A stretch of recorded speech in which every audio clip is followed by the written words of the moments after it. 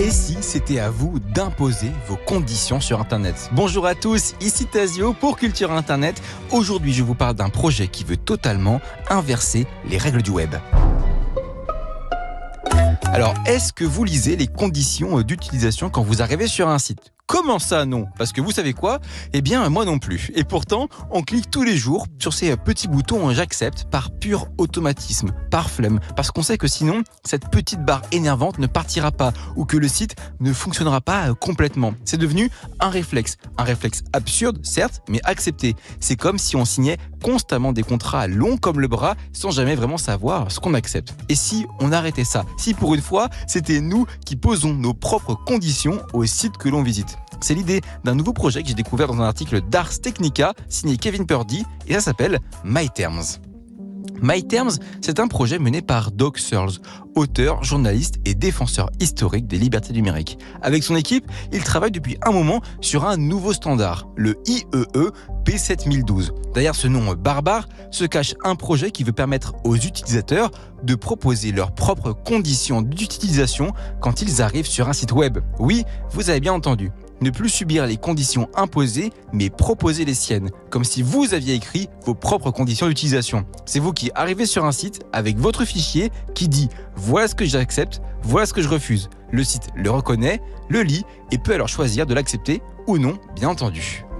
Le premier exemple concret proposé par Doug Searls est celui qu'il a nommé No Stalking. Voilà ce qu'il dit. Je veux bien avoir de la pub, mais pas de pub basée sur un suivi de mon comportement, ni des données récupérées ailleurs.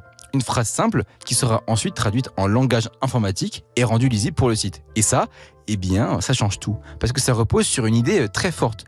L'utilisateur devient celui qui fait le premier pas en expliquant dès le départ et de manière automatique au site ce qui est OK ou non pour lui. Et donc, plus besoin de la petite barre des cookies puisque le site, lui, fait le second pas en réceptionnant automatiquement également ces informations et en s'y adaptant.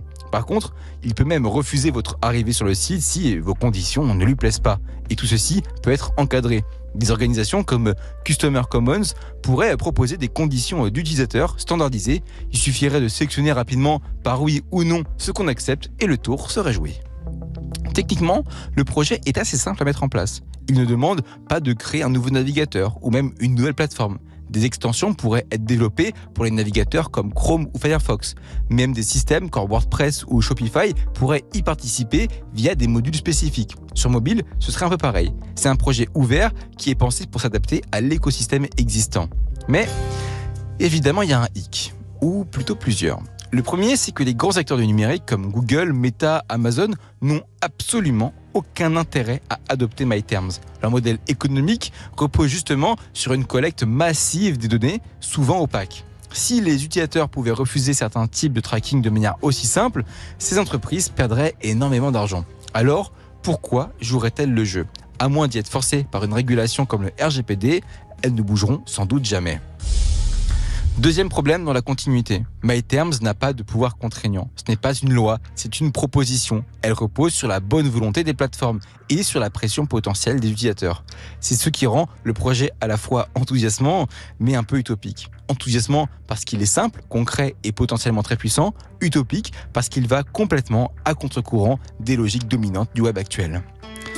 Alors oui, MyTerms ne changera sans doute pas Internet du jour au lendemain. Peut-être même qu'il restera un projet marginal, méconnu du grand public. Mais c'est précisément pour ça qu'il est important d'en parler. Parce que ce genre d'initiative nous force à imaginer d'autres rapports possibles au numérique. À comprendre que ce qu'on connaît n'est pas une fatalité. Que l'on peut inverser la logique, remettre l'utilisateur au centre et proposer un cadre plus sain, plus équitable. Si j'en parle aujourd'hui, c'est parce que demain, quelqu'un de mieux placé que moi pourrait entendre cette idée, la creuser, la pousser, la défendre dans les sphères où tout se décide. Et peut-être qu'un jour, ça fera la différence.